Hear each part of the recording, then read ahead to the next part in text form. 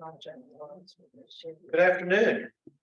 Good afternoon. Welcome to the first meeting of the South Central Pennsylvania Genealogical Society in the year 2023. My name is Jonathan Stair. I'm the president. I'm glad to see all of you here today. Everybody here who's here for the first time, never been here before. Okay, could you tell us your name, where you're from, and what you're researching? Bill Herbert, researching Herbert, and I grew up here. Okay. You currently live in York County? I come back after long absence. Good. So you saw the light, came back from the promised land. All right. Yes. My name is Barb Slater, and I research the Slater family. And I should mention, we were talking before the meeting, and Barb is a direct descendant of one of Lewis Miller's Hessians.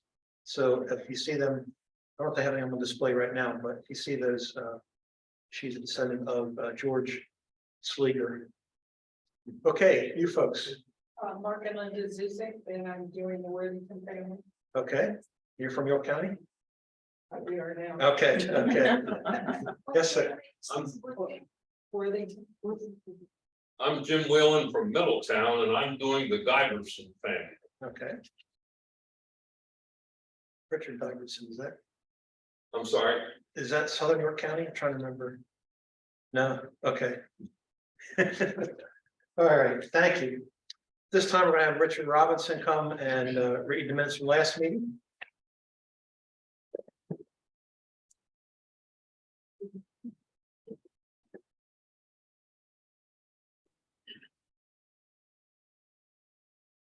John, this is an open meeting of November 6th program. All in attendance, there were no new attendees at the time.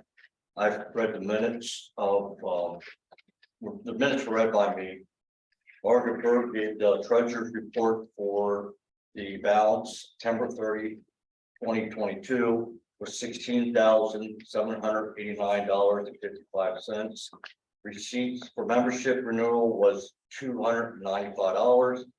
New membership was $60. Publication sales $25, and donations $10 for a total of $390. Disbursement postal connection for the July-August newsletter came to $112.55. Charles Kaufman was the program speaker. The month before was October was $125, and donation to the American Cancer Society Memorial with fees was $105.50 for a total of $343.05. The net cash balance at October 31st, 2022 was $16,836. Membership as of October was 131. 8 renewals last month, which would have been October. Yeah, it would have been October. November. Has not been 15 had not been renewed. New members for the month are 1 and 6 for the year. 2-year renewals, which were renewed for this year, 2022. 34 members had used the service. Nicole Smith announced upcoming events and activities for the History Center, advised that this program was being recorded and will be available on the York History Center YouTube channel. Presentation at the Pale Center, Countdown to the Future on New History Center, was being conducted on November 12th, 2022.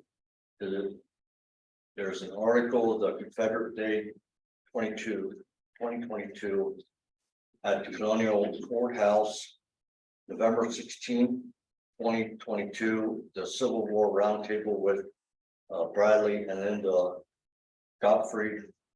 The title of that was Lincoln Comes to Gettysburg, the story of the creation of the Soldiers National Cemetery.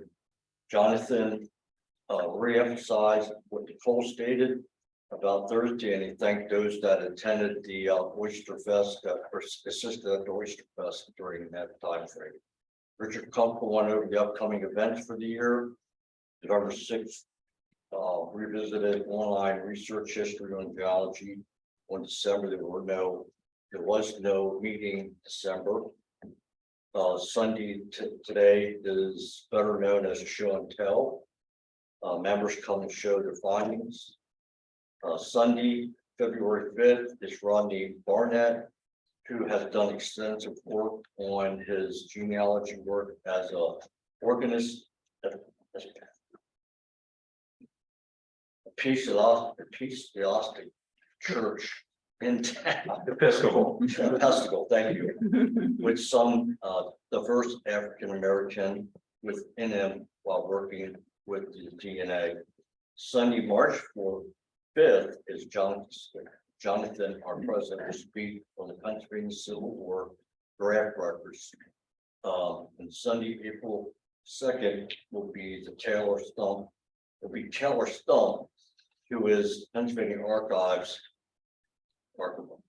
archivist, will speak on prison records. Oh, I'm sorry. Who is with Pennsylvania Archives will speak on prison records. Sunday, May 7th is the tour of St. Luke's Union Church Cemetery. They are celebrating their 250-year anniversary, and that'll be presented by June Lloyd and Jean Robertson. Sunday, June 12th meeting is still unknown, and Richard Kump will advise as he gets it. Now, treasury report. Yeah, now we'll have the treasurer's report and membership.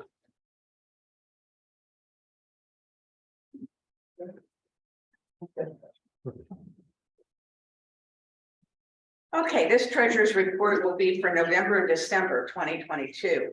Balance at October 31st, 2022 was $16,836.50. Receipts for November, a correction had to be made because a amount was deducted twice from on our PayPal fee. So $5.51 corrects everything. We received a donation by way of PayPal, $35, and their fee is $1.05. So we netted $33.95. December membership, $35, and the Oyster Festival sales was $12, total of $47 there. So total receipts for November and December, $86.46. Disbursements, there were no disbursements in November. December, postal connections to print publication number 87, $749.95. To mail that publication to the post office, $303.66. Postal connections for the November, December newsletter, $128.85. Total disbursements were $1,182.46, leaving the cash balance at December 31st, 2022, $15,740.50.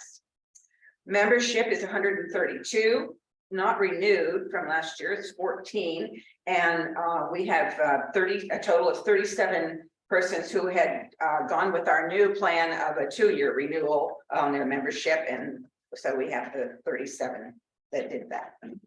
Okay, any questions? Got it. Nicole?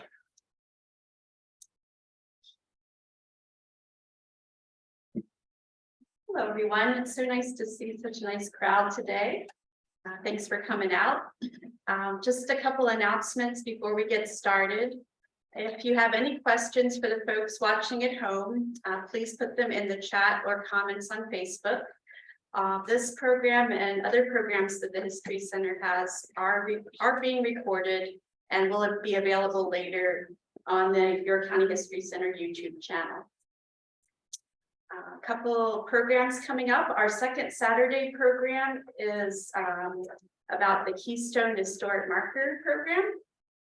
Our upcoming Civil War Roundtable is January 18th. It'll be a webinar with Scott Mingus and Eric Wittenberg on their new book, Armies of Northern Virginia and Potomac. Our All Vets program is a special date, Saturday, January 28th at 10:30. This will be with a Korean War vet named Carl Fiddler. And our Free Family Day is at the Agricultural and Industrial Museum. It is January 28th. For more information on our History Center programs and to register for them, please go to yorkhistorycenter.org. Thank you.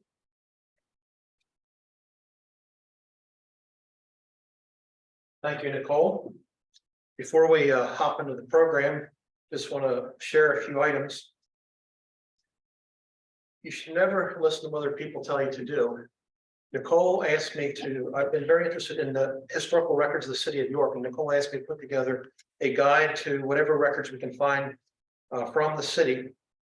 And this past week, I had the opportunity to go to the York County Archives, and they have what are called police records from the late 1800s and early 1900s for the city of York. And if you have ancestors who live in the city of York, you want to go read those records. I'm going to probably share a couple examples in my president's column. There was one of a very sexual nature, which I will not repeat in public, but there were quite a number of women who were nuisances here in the city. And it goes into detail about individuals' occupations, ages, number of children, where they were living, and of course, some details of their particular infractions. Now, these would all be misdemeanors, but I saw one of a 15-year-old boy who was, I don't know if he was charged with vagrancy or something. So it's all kinds of things that are in there. You can look forward to that eventually. I'll have put together this little guide on York City records. If you are aware of the existence of historical records in the city of York, please let me know. We have not had a lot of success in our contact with City Hall itself, but I'm planning to make some more efforts in that direction. Also, something Nicole did not mention, on February 25th, our society will be conducting a genealogy seminar for beginners. So if you know somebody who's just getting started or wants to know how to do genealogy, that'll be Saturday morning, February 25th. And there are a couple, Richard, Lynn, and Becky are speaking. And they're going to be basically going through the very simplest things you need to do to begin your genealogical research, how to do online research and record it and so forth. And so if you want to attend that or have friends attend that, just let them know. And one last thing I want to mention is this past week received a request from the South Central Senior Center in New Freedom to do some genealogy programs for them. I haven't told the board about this. This is something we're going to talk about at the board meeting, but if you're not a board member and you'd be interested in helping with this, please let me know. Either contact me personally or just go to our website and send an email to the email account there. They would like us to do possibly a series of programs. That's something that has to be worked out, but if you'd be interested in participating in that, please contact me. I'd now like to turn the program over to our Vice President Richard Kunkel, who will tell us about upcoming programs and also get us started on our show and tell today.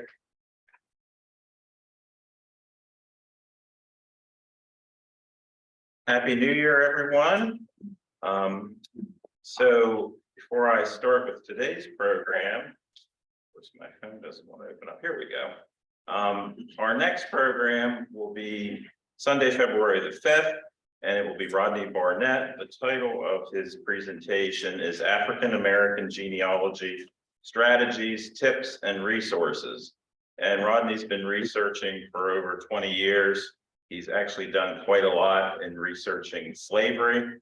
He's traced some of his ancestors back into slavery, particularly in Virginia and Alabama. And he's done a lot with DNA, including finding white relatives. So it should be an interesting presentation. He's spoken to us before, but it's been quite a few years since he's spoken to us. And his normal daily occupation is he's the choir director, music director, organist at St. John's Episcopal Church here in New York. Jonathan Stair will be talking about Civil War draft records beginning of March. And then we have Tyler Stump from the Pennsylvania State Archives. We'll be talking about prison records on the state level. And if you some people always say, oh, if you dig into your ancestry, you're going to find a horse thief. Yeah, you very well might. I actually had an ancestor I found who went by various aliases, including John Jones, not his real name. I really don't know what his real name was, but Jonathan, back in the day when he was working, he helped me get records from the Eastern State Penitentiary. So interesting stories. And then our tour of St. Luke's Cemetery in May the 7th, the day after Charles III's coronation. So that's in New Bridgeville and Chanceford Township.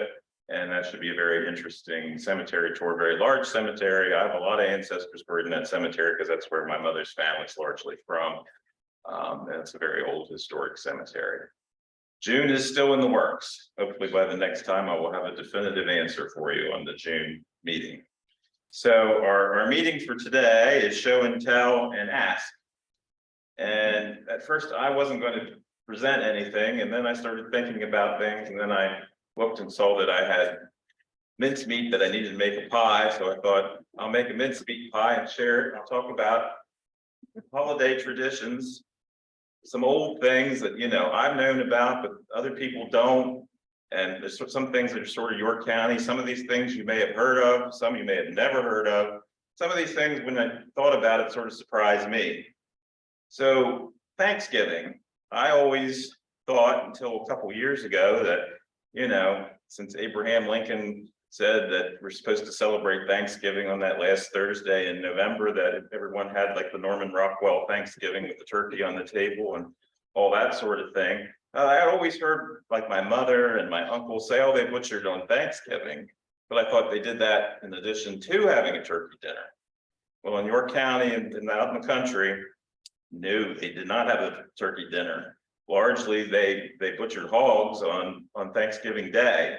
And in the case of my mother's family, up into the 1950s, less than 20 years before I was born, and this sort of blew me away. And I went and asked people at church, oh yeah, we always butchered on that day. No, we didn't have a turkey dinner. We just started doing that when turkeys became commercially viable. Some of the reason I think it happened, I think Abe Lincoln has something to do with it. York County was full of copperheads, people who they hated Abraham Lincoln. And actually York County voted against Lincoln twice. He never won in York County. Among soldiers, yes, he won. People who were soldiers in the Civil War, he won by a long shot.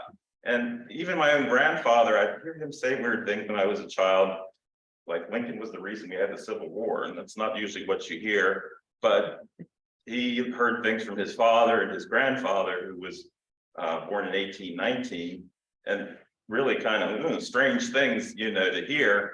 I think that's the reason for it. Now, by the 1950s, I don't think that was the reason. I mean, you know, to hate someone for over 100 years is a little ridiculous. And I think my own grandmother said, everyone else is doing this. We're not butchering. I hate butchering on that day. So they moved butchering to January. And actually my uncles and stuff still butchered into the early 2000s.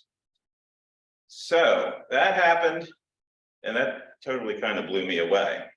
Now, how many of you had ham for Christmas?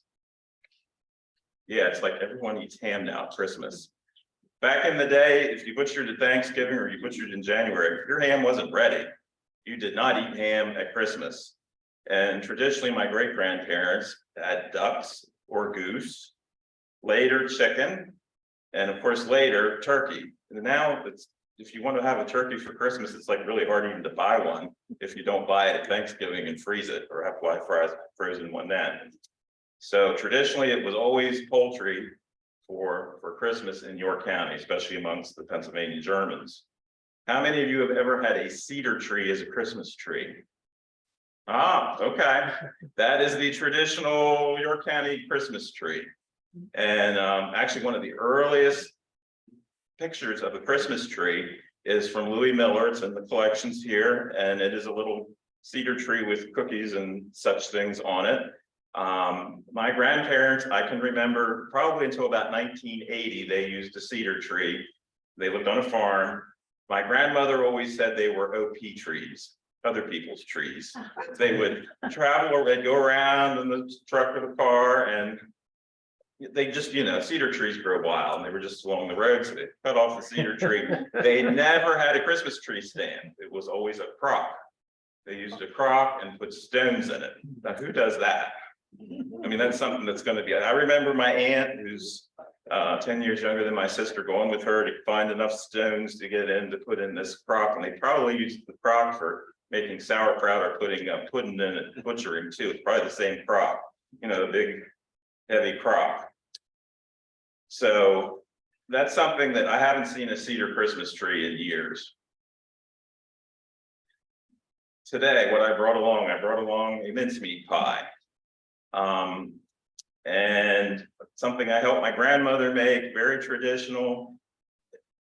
Her family, we always thought that maybe it was sort of on the more non-German side of her family. However, it's Pennsylvania Germans in Lancaster and York County made this. They adopted it from people from the British Isles. Made various ways, but the one interesting thing about mincemeat in Pennsylvania or these counties is that it does have meat in it. Today, if you buy some commercial that's made in Lancaster County, they use ground meat that they cook, fry, I guess, and add to apples, raisins, and currants, and whatever else they put in spices. This mincemeat is apples, raisins, and currants, sweet cider, spices, and ground roast beef, and hard cider. So I hope you'll try some. I baked a pie, so you're welcome to try it.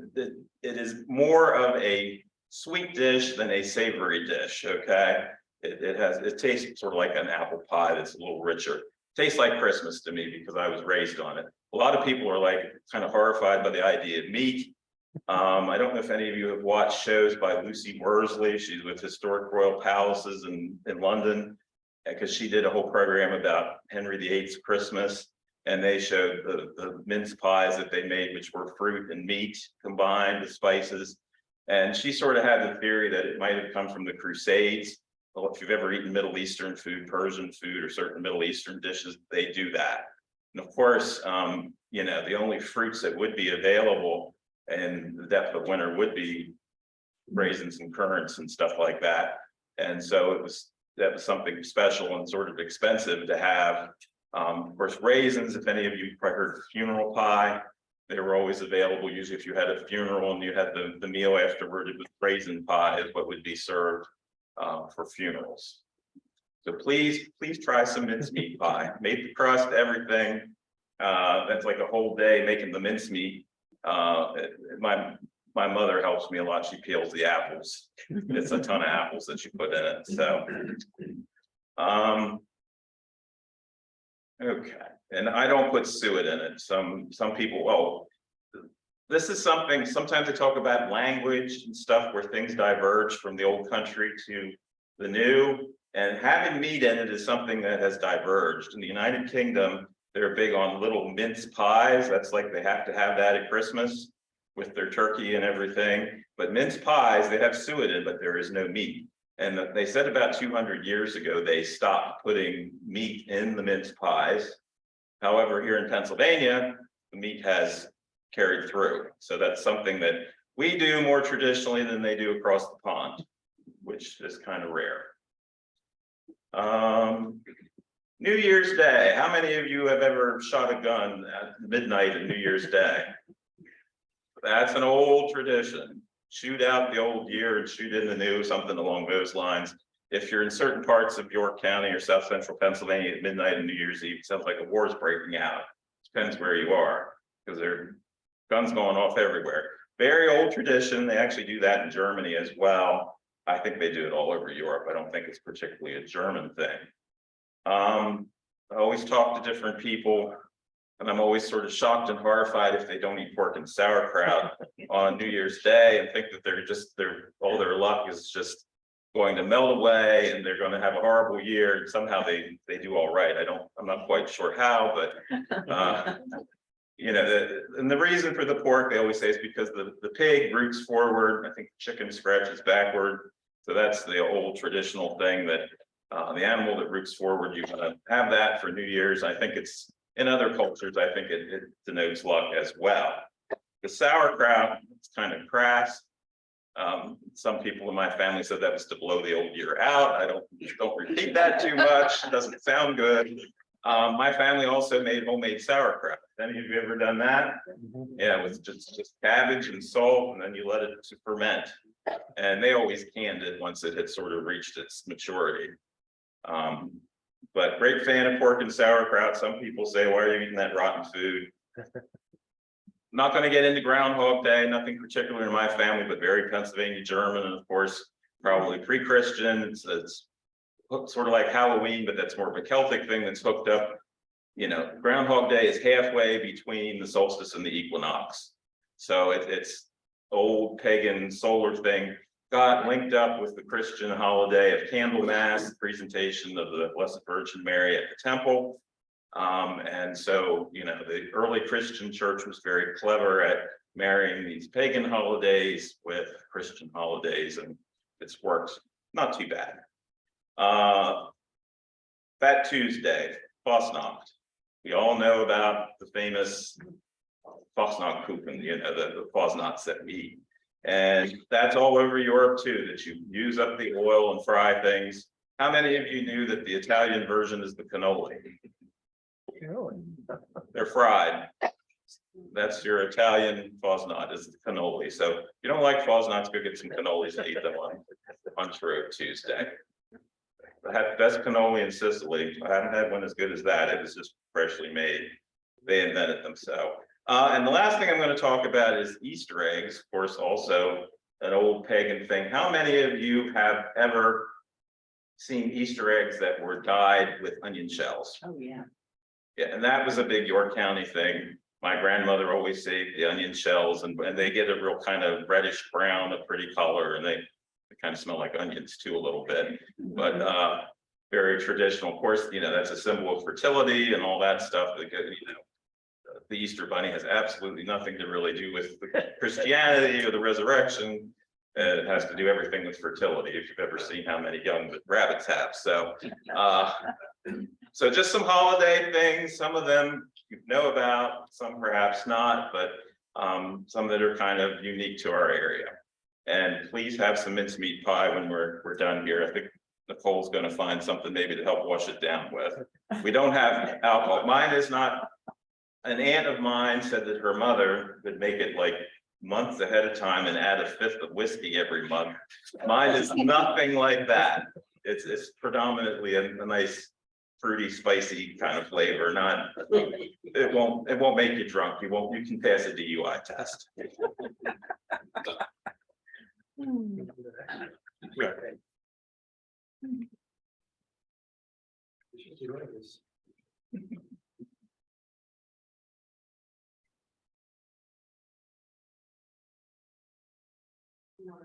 Okay, good.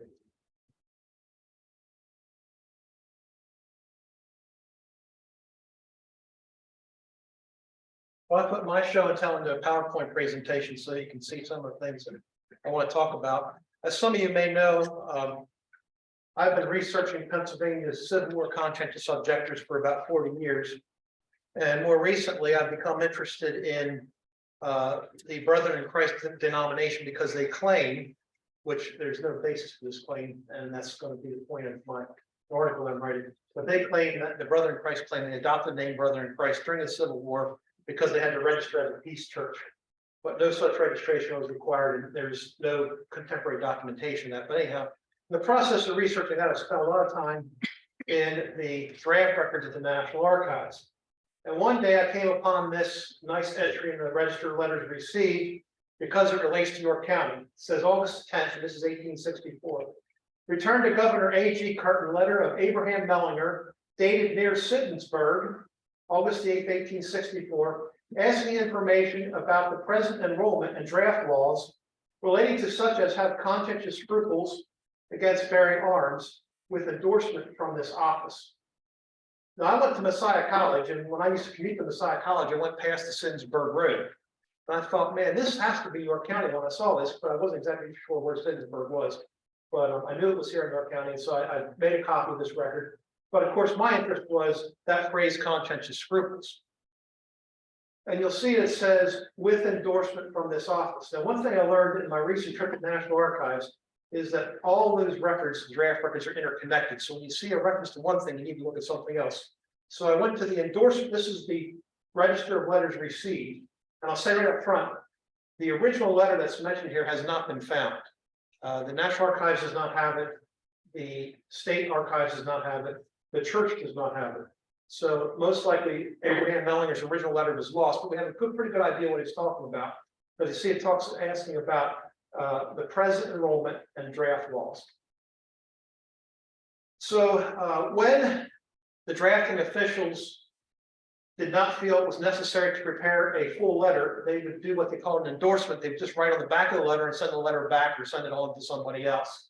And you'll see this a lot in the federal government records, where they do endorsements rather than actually writing a full letter. So on the back of the letter is an endorsement by Richard Dodge, who was the acting assistant provost marshal general for the Western District of Pennsylvania. And I'll talk more about this in March. The Western District's headquarters was actually in Harrisburg, although it covered almost everything from the Susquehanna River west to Pittsburgh. Eastern District was much smaller, but of course it had more population because it included Philadelphia and the surrounding area. So on the endorsement, what Dodge said, he said, Governor A.G. Curtin, see Section 17 of the Amendatory Enrollment Act approved February 4th, 64, provides for members of religious denominations. The persons referred to in this section, when drafted, have to report to the enrollment boards like other drafted men, and will be dealt with according to the provisions of the law. Of course, we'd like to know what those provisions are of the law, and so here is the amendment. Here is the Section 17. This is Section 17 of the amendment to the Conscription Act. And be it further enacted that members of religious denominations who shall by oath or affirmation declare they are conscientiously opposed to bearing arms, and who are prohibited from doing so by the rules and articles of faith and practice of said religious denominations, shall, when drafted into military service, be considered non-combatants, and shall be assigned by the Secretary of War to duty in hospitals or to the care of freedmen, or shall pay the sum of $300 to such person as the Secretary of War shall designate to receive it, to be applied to the benefit of sick and wounded soldiers, provided that no person shall be entitled to the benefit of the provisions of this section unless his declaration of conscientious scruples against bearing arms shall be supported by satisfactory evidence that his deportment has been uniformly consistent with such declaration. And I'm not going to go into a lot of detail on this. I do a whole presentation on conscientious objectors, but this last provision caused a lot of problems for the drafting officials because they are trying to decide what is satisfactory evidence of a person's peace position. But anyhow, this is what the act was referring to in the previous endorsement. But this really led me to my main question is, who was Abraham Mellinger? And why was he writing this? Well, you can't read this very well. This 1860 census, I found Abraham Mellinger in Monaghan Township. And you'll see here, he's 54 years of age, so he's too old for the draft, because the draft only covered ages, see, the federal draft is 20 to 45. His son John was 19, 1860. So in 1861, he's ripe age for the draft. And sure enough, on the 1863 consolidated list of drafted persons, here we find John Mellinger of Monaghan Township. And curiously enough, it says exemption on conscientious scruples, which means that John Mellinger was seeking exemption because of his religious convictions. Now, this does not guarantee he's going to be exempted, because in order to be exempted, he either had to, as the act mentioned, either pay a fee or provide a substitute or do non-combatant service. Although I think that John Mellinger, if I remember correctly, paid the commutation fee. So this is a little bit about Abraham Mellinger. And because I was doing research in the Brethren in Christ, I turned to one of their church histories, and here you see John Mellinger's father's name. So John Mellinger you just saw, this is John Mellinger mentioned here. His father's name was Abraham Mellinger, who was also a minister. Abraham Mellinger's wife was from Lebanon, and he and his wife moved to York County from New Cumberland. Abraham Mellinger is buried in Andersontown. The grave can be seen in the graveyard at the Andersontown Church of God, which church is in the vicinity of the Mellinger barn referred to above. And there's a nice little description of the Mellinger barn in the same book. The old historical Mellinger barn can be seen by following the road from Bowmansdale. Now, Bowmansdale is just north of York County on the other side of Yellow Breeches Creek. By following the road from Bowmansdale underneath the Reading Railroad Bridge and turning left on the road passing the old Cochran orchards. Remember Cochran? The barn is on the second sharp turn of the road a few miles from Bowmansdale. This large typical Pennsylvania barn served as a place for the love feast occasions. And so this barn had significance to the Brethren in Christ because it was big enough to house the love feast services. Well, where was all this stuff located? Well, here's Montague Township, and Bowmansdale is right where you see Bowmans. This is Bowmansdale up here. The road I'm talking about is I drove this one day on the way home from Messiah College, came down this way and take the first left, which is right here. In 1860, now remember that was written in the 1940s, in 1860, the Cochrans already were located. So this is what area of the Cochran orchards that were mentioned in the book. I went down through, and here's the first left they're talking about, and there's the second, or first turn, there's the second turn, and that structure right there, this is probably Mellinger's barn and not his house, because as you'll see in a minute, the current proprietor of this property said the houses were on this part of the road down here. So this is probably the barn, which matches with what you're going to see in a minute. And where was the Andersontown Church of God? Well, over here's Andersontown, and if you see the CH right there, that's the church. The cemetery is right beside the church, as you'll see in a minute. This road right here is no longer there, but when I was visiting the proprietor here, he called up one of his neighbors who was an old resident of the area, and he said, yeah, he remembers when this is now a farm path out the pasture, but he says he remembers when this was more of a road right through here. So this is the 1860 map of York County showing you these locations. And the barn that was mentioned is now on the site of the Countryside Animal Clinic, Dr. Cruzen up in Montague Township. The only thing that's left of the barn is this south-facing stone wall. I'm pretty sure that, I mean, from the looks of things, this looks like the proper age for the foundation for that time period, and it's big enough that it would have been a substantial barn. And probably the wall itself probably continued past this. This structure here to the left. This is a new structure right here. I talked to Dr. Cree. He's very interested in local history, and he was not aware of any of this. He was trying to convince me this was not the barn, but I said, well, everything else matches with the turn in the road and the foundation and everything. And then when they mentioned that there was a house around the corner, that was probably pre-Civil War, that everything made sense. This was the Abraham Mellinger location. And then I went to the Andersontown Church of God. And this is one of those great little country churches out in the middle of nowhere. And I had a lot of trouble finding his grave because the stones are very badly worn. I came into the historical site, looked at their cemetery survey, and I think the cemetery survey says it was in the third row. I'm not sure how they counted. It's this, the stones actually in the fourth row from the road. 1, 2, 3, 4, or fifth row. And I should have a couple. Now, this is the picture I took of the stone currently, so that was just taken in December. You can see it. I actually was standing all different angles to try to get, even just to, you can see it barely says Abraham Mellinger here. These are two pictures that were on Find a Grave.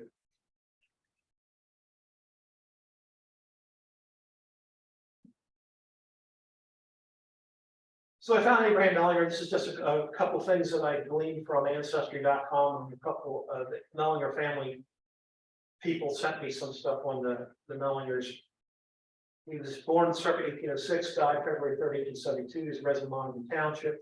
He was a Brethren in Christ River Brother minister. His wife was Nancy Ann Eichelberger, and He predeceased his wife by quite a number of years, as you can see, in the, I think it was 1870s or 1880s. John, his son, who was a brother in Christ minister also, and his mother moved out to Kansas, and they both died out there. And I will say one thing. If you have ancestors in some of these small church denominations, check their church periodicals. The obituaries in the Brother in Christ newspaper, which is called the Evangelical Visitor, are unbelievable. Because the obituary for John, I think particularly for John, because he was a minister, but also Nancy, it tells you where they were born, where they grew up, and when they moved to Kansas, and a whole bunch of stuff, information about the family. So don't overlook religious periodicals when you're doing your research, particularly if your family was a member of a smaller denomination, which had a denomination-wide publication. The same is true for the Church of the Brethren. Most of my ancestors in the Church of the Brethren. I actually have an obituary for my Civil War era ancestor that there's no obituary for him in the public newspapers. And it tells you the sermon that was preached at his funeral, and it talks about the wife and five children mournfully following the procession from the house to the cemetery, because the cemetery is about 2/10 of a mile from the house where they had. So that's my show and tell today, and now we'd be glad to have anybody else share if you'd like to do so.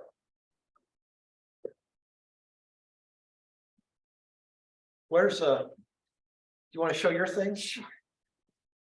You guys are a hard act to follow. I like to push in doing your investigations for genealogy is just to reach out to as many people and build alliances and stuff, because you just never know what kind of fruits will come back.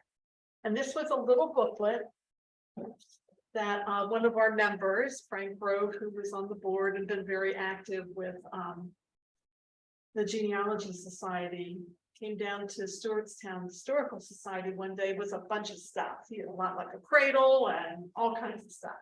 And this was something that he had. Frank and I turned out are distantly related by marriage. I'm going to pass this around. When I was a little girl, it would have been probably in 59 or 60. My mother took me over. My mother was born and raised in New York County, and that was a tether for her. She kept coming back to see people, and she took me to see this one little old lady who at the time was probably in her late 70s.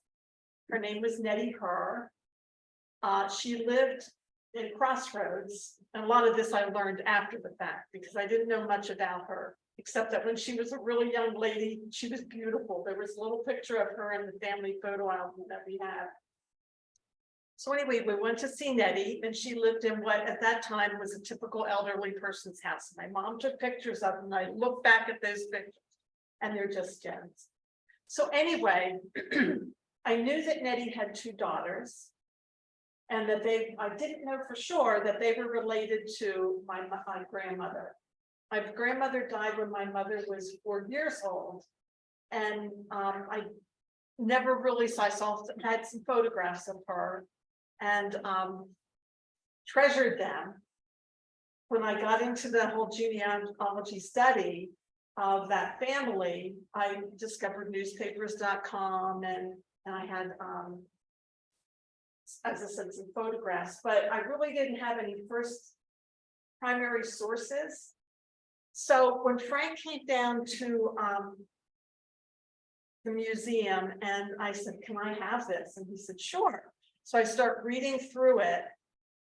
And here I discovered about 12 instances where my grandmother is mentioned. And at the time she would have been a little girl. She was, or I'll say maybe about 12 years old. So this little booklet, it was a little journal that was written in 1914 by one of her cousins. There were 2 sisters that, or 2 daughters that Nettie had. One's name was Theta and the other was Merle. And I think it was Merle, this is Merle's little journal. When you look through it, you'll see each page is a different date. She just made accounts of the weather and then one sentence that told something about the day.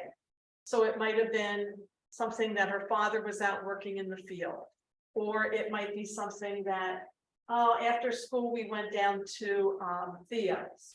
Or another day, Theo's father made ice cream and we helped.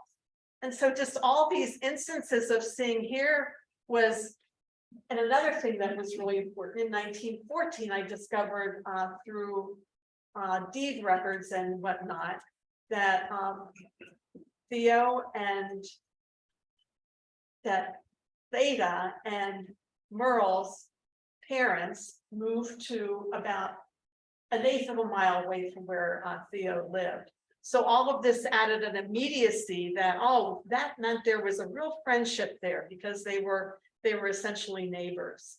So it was just a real delight for me to get this more hands-on account of the things that may have been happening in my grandmother's life.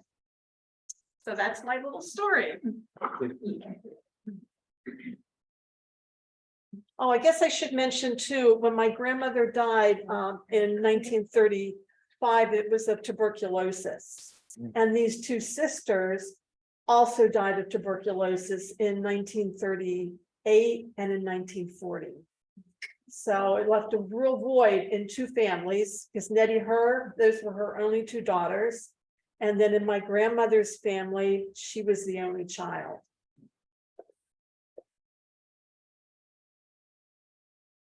That is cool.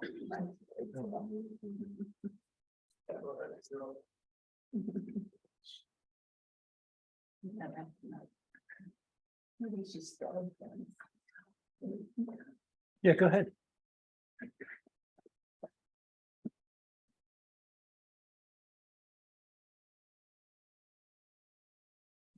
Hi, my name is Mike Stott, and I wanted to first of all do a big thank you to South Central Pennsylvania Genealogy Society, especially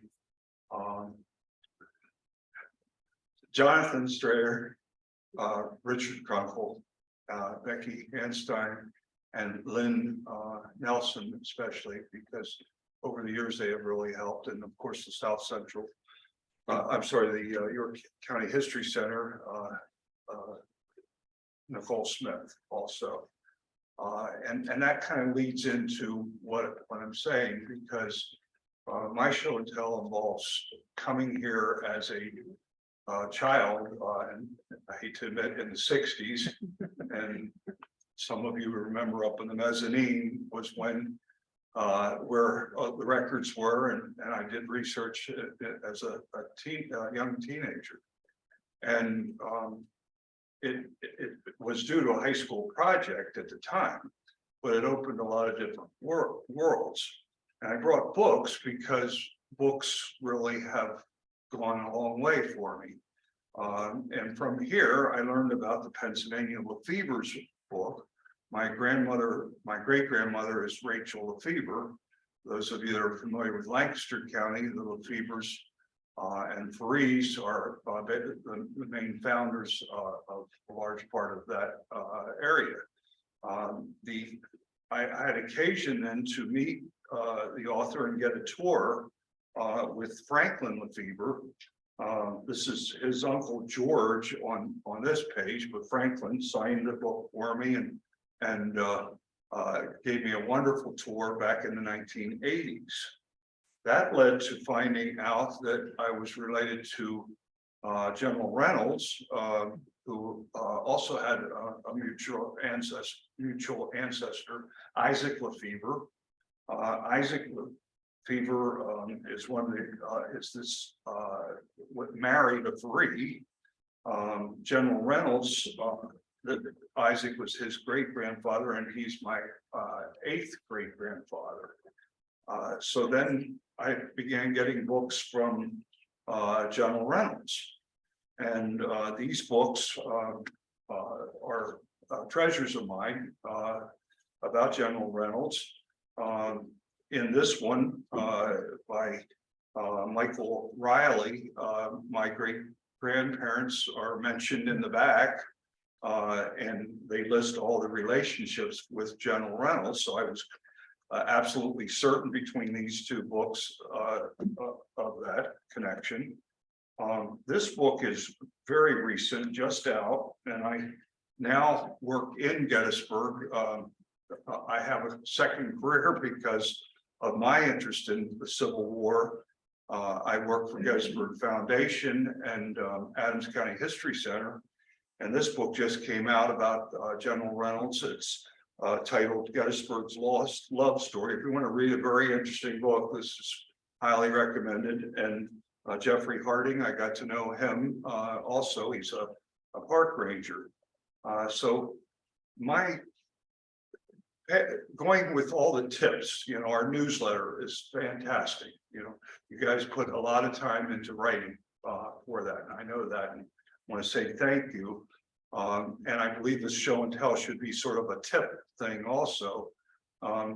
So my theme of books, what I want to say is never put your research and think there's no book about your ancestors. Because literally in my library, I have 30 books of my ancestors. Some of those are from our history center. Some are from Lancaster County History Center. Some are from Adams County History Center. Those of you who've done research for years, you know that the histories of the counties have the biography sections, especially from the late 1800s. That opened up many opportunities to, further do research. That was, of course, back before doing online research. I'm more of an old school and have loved places like this and our library. So when you go into a library or when you go into even a bookstore or a historical society, make sure you check out the book section. The genealogy works that's been done, but also the histories of the county. You're likely to find an ancestor, and I've done it in Rhode Island, I've done it in Massachusetts, and of course in 3 counties right here. So thank you for allowing me to talk to you. Thank you. Thank you. Thank you.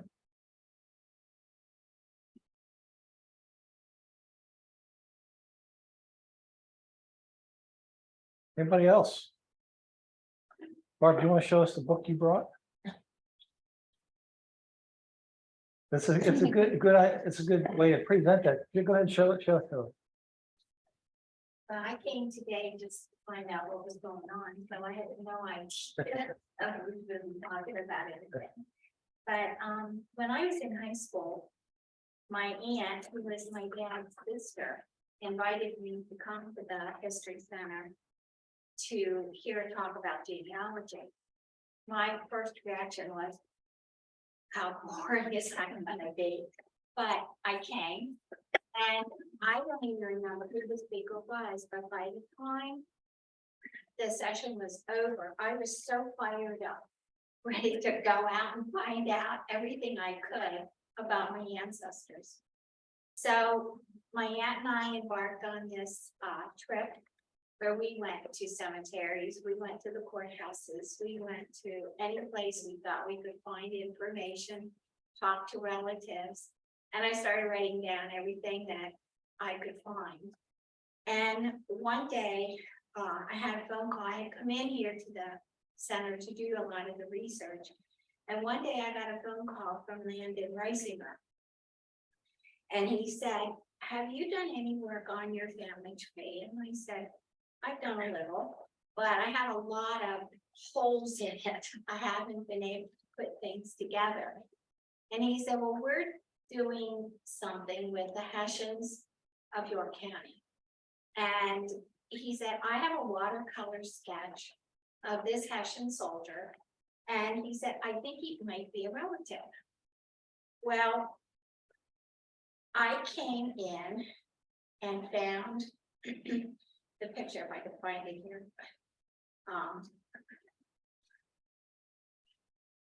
That was in the book of the Hessian soldier. And when I looked at this, I was just amazed because my dad's sister looks like him. And I have a picture of her, which I showed to them, and they said, oh yeah, the nose, the ears. And it really. Saddle nose, no one sketch. Yeah. Yes. that Hessian soldier was, but this is a picture of my aunt looking the same way. It was just absolutely amazing. So from there, one day I decided, well, I need to put it together in some, I had all these notes and everything, and I needed to put it together that it made sense, that it would be interesting for somebody to look at.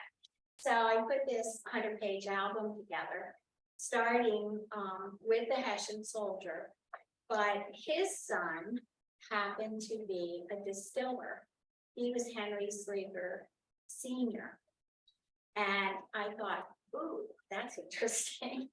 But his son turned out to be Henry Sleeper Jr. And he's the one that's was a cabinet maker in York and started the funeral home, the furniture and funeral home business. I learned that the original funeral home was in the 700 block of East Market Street. It was a log cabin. And in those days, they didn't do embalming or anything. So they had to prepare the casket pretty quickly and bury the person. And in some of the accounts, I thought it was very interesting that the neighbors would bring chairs for the funeral service. And they would, when he prepared I guess it would be like a ball, but it was made out of wood, to take to the cemetery, he would take it in a wheelbarrow. And this was a lot of times at Prospect Hill Cemetery.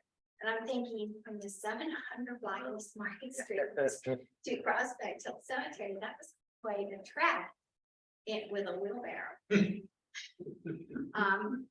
I think some of the interesting facts were recorded in a tribute that was done to Henry Sleeper Jr. in 1931, I believe. And it was published by the embalming companies and the York Casket Company and things. And I would have never known some of the things that were written in there had it not been for that tribute. Some of the customs, some of the things that were done. He went to Baltimore to find handles to put on the side of the coffin. But before it was lowered into the ground, the handles were taken off so they could be used again. I mean, just really interesting little tidbits. And the language that was used in here was kind of unique. It's, for example, I'll read just a little part of it. When the sands of time had run their course and the finger of selection touched the shoulder of some neighbor, a friend or relative of that individual would call to see Henry Sleeper and make arrangements for the funeral. When in the course of conversation, the question arose as to the size of the coffin, the visitor frequently produced a piece of string or a straight young sapling, and holding it to its full length would say, "He's so long." Then pointing to a notch in the sapling or a knot in the string, add, "and so wide." Coffins were made to order in those days, and everything was done under considerable pressure of time. Bodies were prepared for burial and then placed in specially designed ice chests to await the funeral. So I just thought some of those things I never would have known some of the customs had it not been for that tribute. My grandfather followed in the business, and he was with his two brothers, and then my dad and his brother also followed. So the business was 3 generations. And then I came along, I was the youngest, and I had a lot of pressure on me to follow. But I lived above the funeral home, that's where I grew up. So I was around it all my life. And I just had the feeling my dad worked 7 days a week, 24 hours a day, basically. And I didn't think that's what I wanted to do.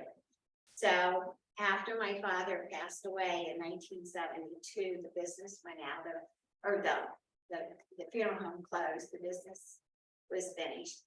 And I felt that I had made the right decision for me in not going into the business. But I'm just absolutely fascinated by the stories and the history. And I know that for Henry Slater Jr., the History Center has some pieces of furniture that he made. So I'm kind of anxious one day to maybe see some of those. I know that the walking stick that the Hessian soldier had in this picture was in the funeral home for many years, but I don't know whatever happened to it. So there were a lot of things that tied it together. So Thank you. that is my name, Slater. Oh, is it? Okay. Yeah. And was the business bought by anyone or? It went out of business and the building was sold to self-help. Yes. And my mother and I lived above the funeral home after my father died until 1980. And then we moved. And eventually John Danner Okay. bought the building and wanted to turn it back into a funeral So it's home. called Gladfelder now? It's called Gladfelder. That's one of his, I don't know if it was his daughter or So it's still a funeral home? it's today? still a funeral home. Okay. Thank you. I have one, John. Go ahead. Go ahead. Oh.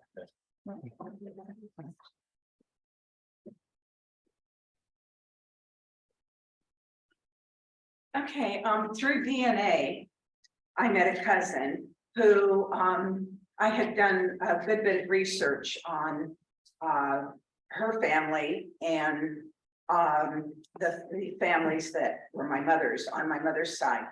And she said she can't find anything about her grandfather. Now, I'm working in the 20th century, so I'm a little, I know you guys are looking way back in the 17th and 16th and all that.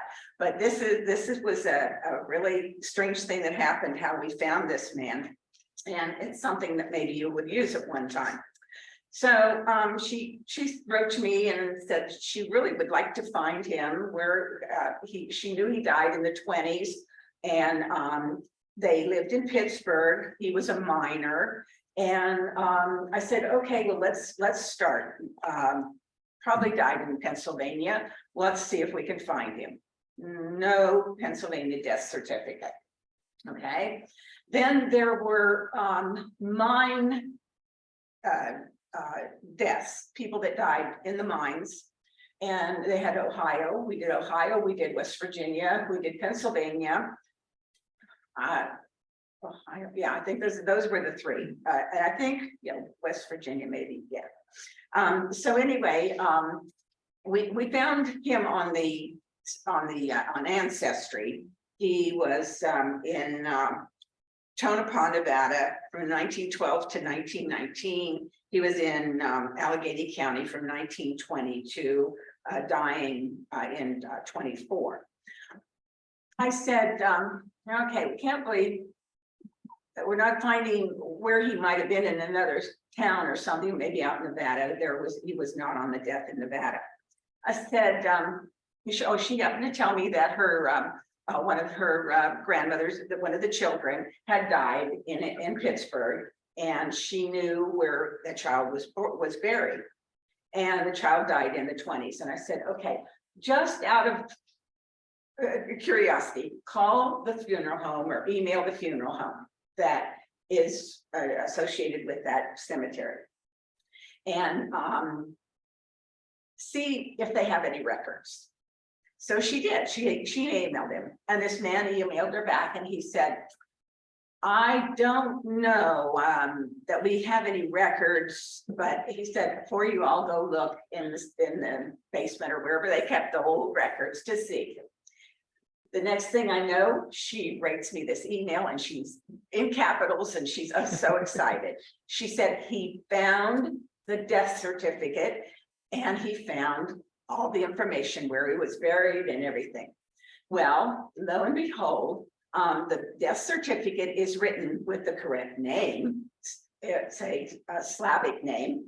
And when it got put into Ancestry, yeah, Richard knows what happened. CRNKOVIC became PRONIC in the Pennsylvania death certificates. So once we found that, and come to find out, we found out that he died. One of her uncles said he died of pneumonia. The grandmother said he died of black lung. Well, he died of TB. And he died, he was born in 1885 and he died in 1924. He's buried right next to the little girl that died.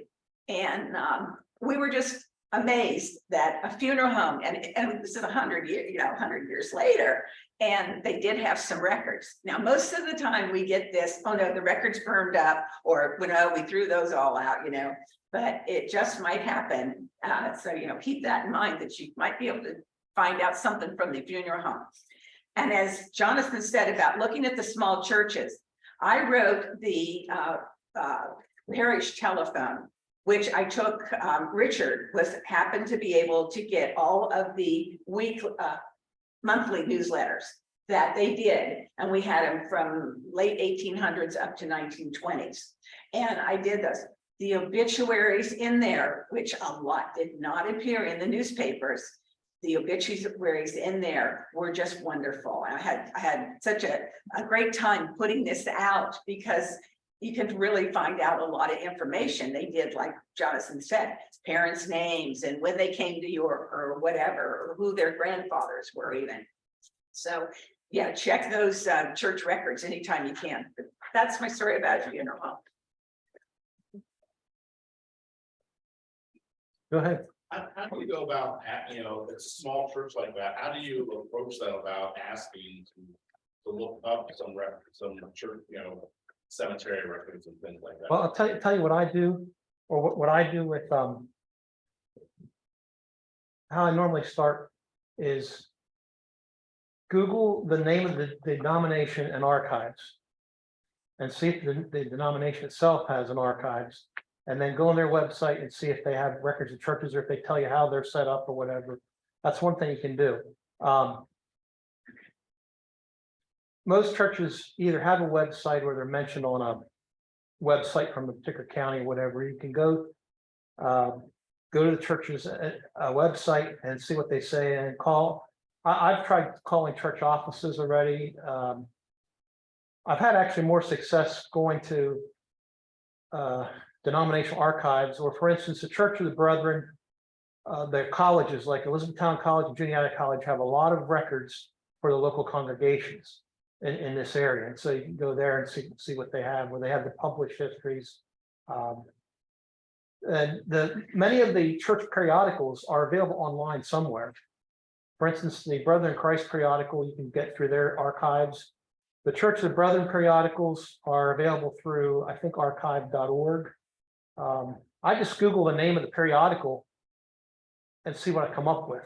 It's surprising to me how much stuff. I was looking for, I want to say Churches of God in Christ or Church of Christ or something like that. It was but it wasn't that main denomination, it was a little branch of it. I Googled that one day because I was looking for their publication. And lo and behold, this little break-off church had all of their historical periodicals online. And so I could just go to them. Now, not all of them are searchable. Some of them you just have to open up each individual issue and look at it. But if it's, at least if it's online, you can set it your own computer and look at it. And of course, some local churches have, some of them have their records. I don't know if you know this or not, but in the 1930s, the WPA did a survey of church records in Pennsylvania. And the results of the survey are now available on ancestry.com. You can go to that survey and see if the churches listed and where the records were in the 1930s.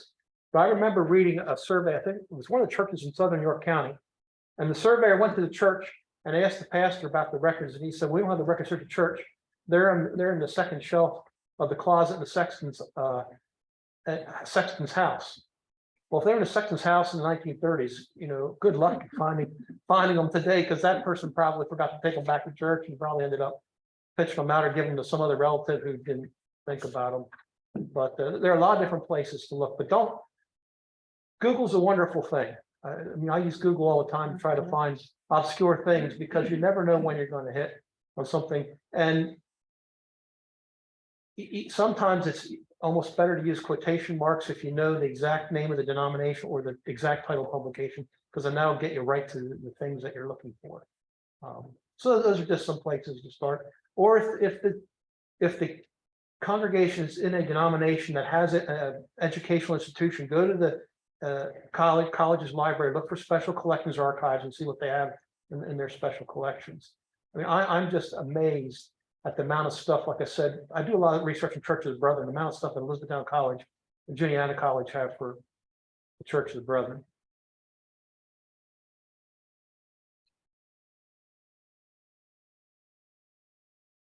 Tom. May I just quickly mention a talk that I'm giving? Yes. Coming up? Okay, I'll go on.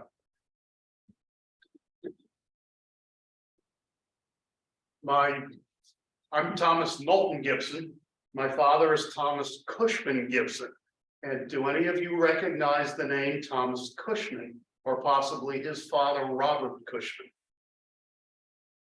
Okay, Robert Cushman was the spiritual leader of the Pilgrims. He was on the Mayflower, but if you'll recall, the Mayflower was coming over with the Speedwell. The Speedwell officially developed leaks. And what really happened was, in the old ships, you had this material you put between the boards, and that would keep the ship from leaking. Well, some of the sailors didn't want to go across the ocean. They thought they were going into the depths of hell or something. So they went down and they were pulling out all of this material between the boards on the Speedwell. And both the Speedwell and the Mayflower had to go back to Plymouth. And going back to Plymouth, they determined the Speedwell wasn't seaworthy, and the Mayflower went on by itself. And Robert Cushman and his son Thomas Cushman didn't make that first trip. They came over on the next one. The talk that I am giving on January 25th to the Lutheran men's group, and it isn't just for men, women are invited to come too. It's at the Lutheran home. It's not the one out on Sprinkles. What's the one right off Pennsylvania? Kelly Drive. Kelly Drive, right. It's at 6 p.m. at the Lutheran home on Kelly Drive. And I'm sure if you contact them, you'd be more than welcome to come over and join us. I believe it's $12 for a dinner, which is really a pretty good rate for this time right now. And I'll be talking about the first sermon ever given in the New World, which was actually delivered by Robert Cushman. And he talked about all of the pilgrims getting along with each other, because there was a lot of conflict between them. Some of them were over here looking for money, others came for religious freedom. And because of that, there was the conflict. His first sermon talked about that, and I will actually be taking words from that first sermon and discussing it and how they were resolving the conflict, which, as all of you know, resulted in the Mayflower Compact, which wasn't the real name. That didn't happen for almost 100 years afterwards, but that's what we call it today. So please join me with that. The other one, yes, go ahead. What was the date and time? It is Monday, the 24th of January at the Lutheran home. You said Kelly Drive. On Kelly Drive. Yeah. That's not the one, that's the one around Pennsylvania Avenue, right? Okay, Yeah. good, yes. And that's it. So I really should probably publish this more, but typically we have enough people that are members that show up. The other one is that any of you that have colonial ancestry with the Revolutionary War, the Sons of the American Revolution, and obviously the DAR, which all of you know about, the very few people know about the SAR, is the men's group, the related group. We have our meeting on the last Saturday of February. It's the Washington's birthday meeting. And that's up at the Country Club of York. So you don't have to be a descendant from a Revolutionary War patriot. But you're welcome to come up and join us. And there is a webpage for that. It's yorksar.org. And if you go on there, there's email information. You can contact the president and say, I'd like more information. I'd like to come up and join your meeting. And you will be more than welcome to come up. But in most cases, you'll probably have to pay for your own meal, and it's a little more expensive up at the Country Club of York. So I'm very appreciative of your time and hope to see all of you or some of you at one of these meetings somewhere along the line. Thank you all. And everybody out there watching too.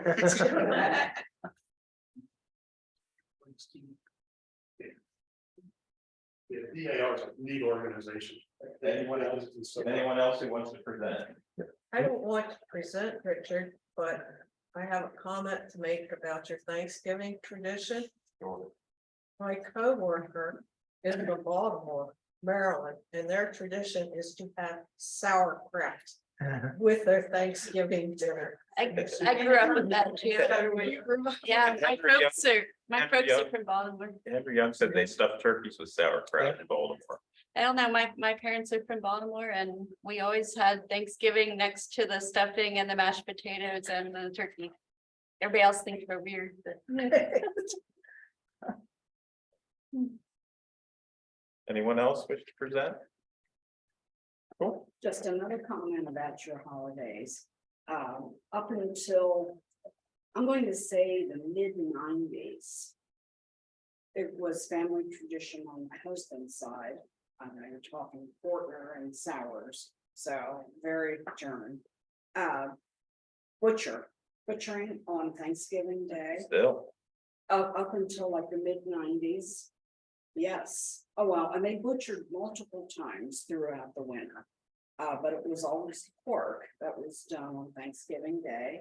And contrary to, today's tradition being turkey and whatnot, cracklings was the entree of the day. So, just wanted to add. For butchering, they always went on about the kettle. They'd have this big kettle and they'd throw everything in. And a bunch of them got really excited about pork liver that was cooked in this big kettle. But That's when they make all the pudding and not a sweet pudding. We always say pudding. pudding, no, that. And my great grandfather, they always said everything went in except the squeal. Yeah. There was a lot of junk in the pudding. Did you say that your pie does not have meat in it? It does have meat in it. It doesn't. I'm looking forward to this. I will mention, if anybody wants an easy sauerkraut recipe, we do have one without all that other aggravation. It works very well.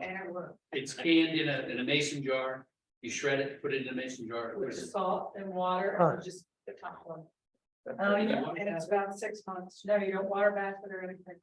Oh. It's wonderful. It comes out of you can't tell the difference. No. Instead of all the aggravation with the crock and all the smell. And Yeah. And you always had some that rotted up on the top. You always had to skim it off. Oh, yeah. We did that in the crock.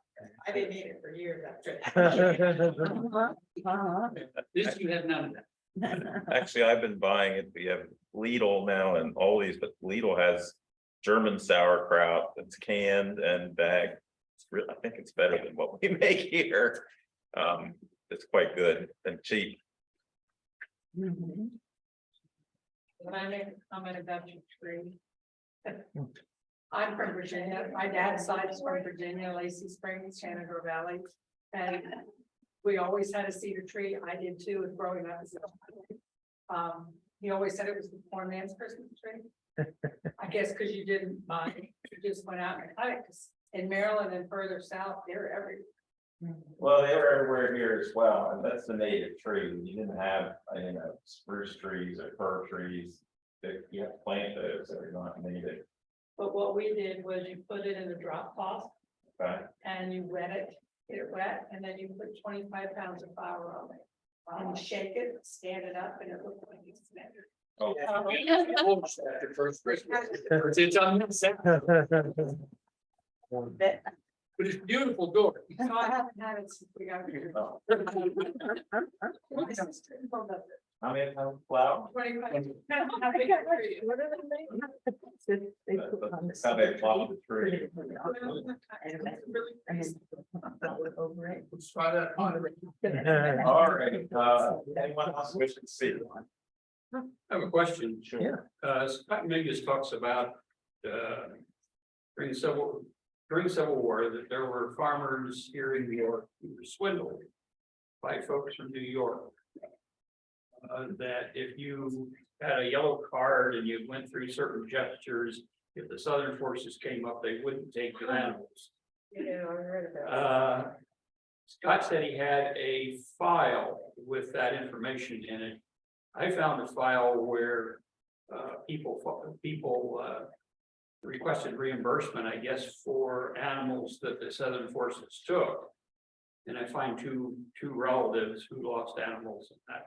But I haven't found a file of people who were swindled. I think the swindle people didn't have enough probably, That wouldn't shock me. but the people who filed, I think they filed with Commonwealth of Pennsylvania, because I remember him speaking about this. And they were never reimbursed by the Commonwealth. Right. Well, what The happened, people between York here and Gettysburg, Yeah. sort of southwestern York County too.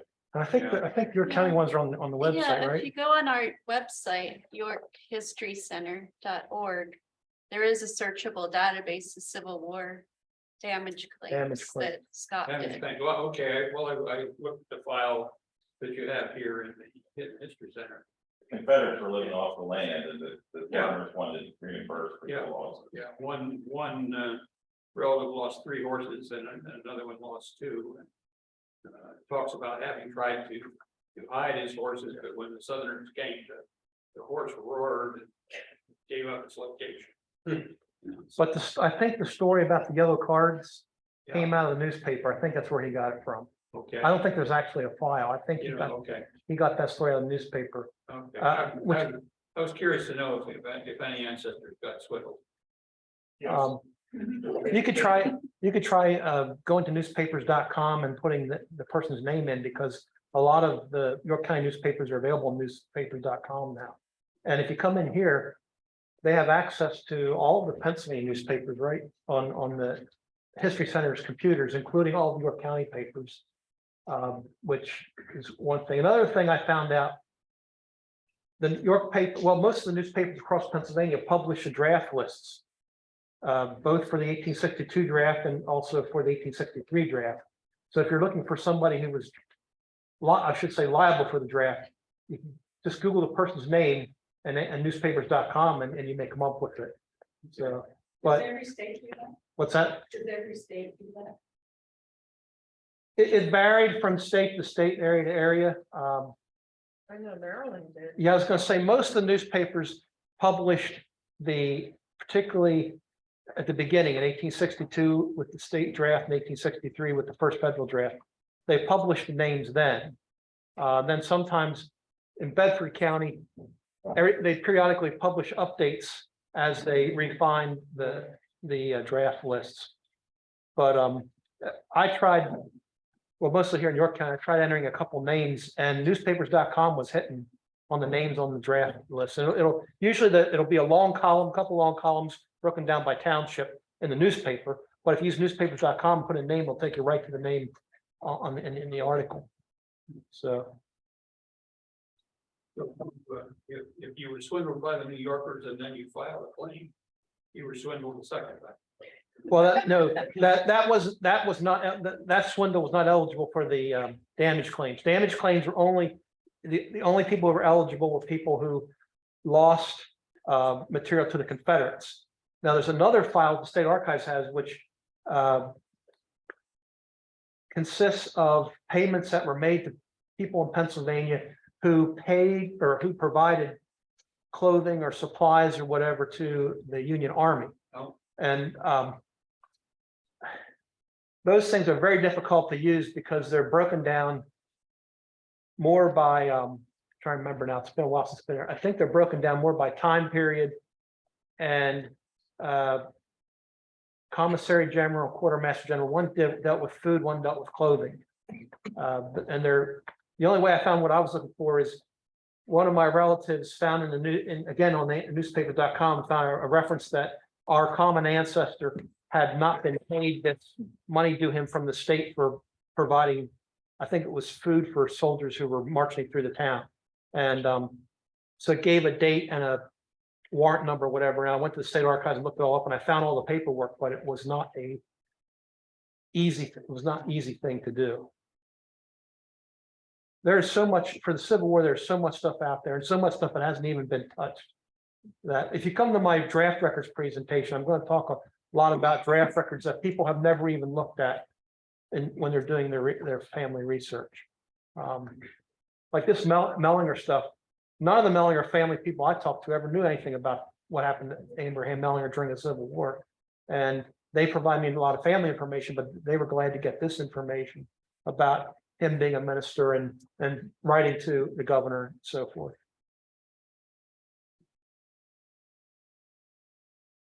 Well, we're going to adjourn the meeting at this point. Please help yourself to Richard's pie. If you have any questions you'd like to ask anybody here, feel free to mingle and ask or share. That's what we're here for, is to try to encourage each other in our research. We have extra plate.